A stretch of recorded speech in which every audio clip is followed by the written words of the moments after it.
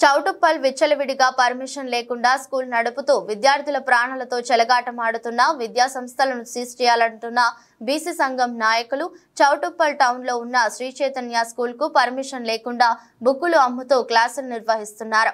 అడ్మిషన్ల పేరుతో ఒక్కొక్క విద్యార్థి నుంచి 10,000 రూపాయలు వసూలు చేస్తూ సొమ్ము చేసుకుంటున్న శ్రీ చైతన్య విద్యా సంస్థలు ఈ విషయాన్ని బీసీ విద్యార్థి సంఘం నాయకులు తెలుసుకుని పర్మిషన్ లేకుండా బుక్కులు ఎలా అమ్ముతున్నారని అడిగితే శ్రీ చైతన్య విద్యా సంస్థల మనుషులు బీసీ సంఘం నాయకులకు పై విద్యార్థుల తల్లిదండ్రులపై దాడికి దిగడంతో ఘర్షణ వాతావరణం అరెస్టు చేసి పోలీస్ స్టేషన్ కు తరలించారు.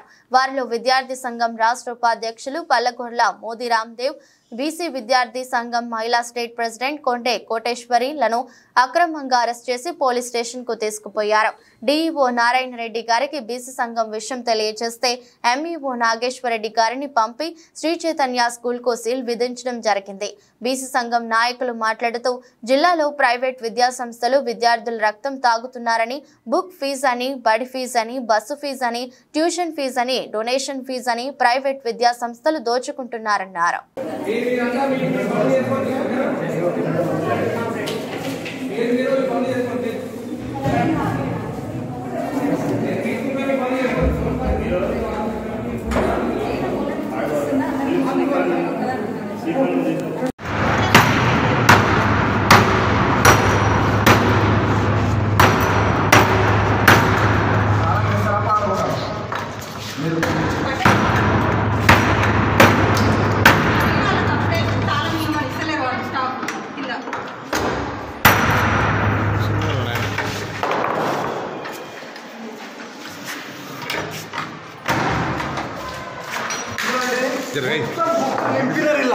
మొత్తం బుక్స్ తోటి మొత్తం పిల్లలు మొత్తం బ్యాగులు ఇవన్నీ బ్యాగులు శ్రీ చైతన్య విద్యా సంస్థలు మొత్తం దోచుకుంటున్నాయి పేద వర్గాలు. ఈ స్కూల్కి ఇక్కడ పర్మిషన్ లేదండి శ్రీ చైతన్య విద్యా సంస్థలకు, అయినా దోచుకుంటున్నారు. ఇలా ఒక్కొక్క విద్యార్థి నుంచి 30,000 రూపాయలు తీసుకుంటున్నాం.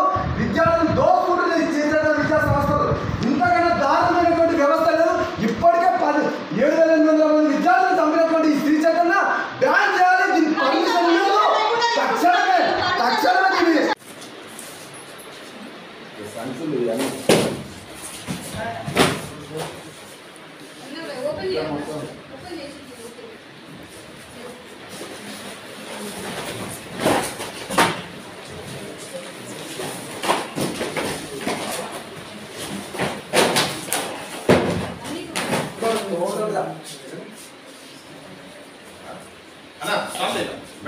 దీన్ని దగ్గర ఒక్కొక్క డబ్బులు ఎట్లా తీసుకున్నారు అన్న, ఎట్లా తీసుకున్నారు?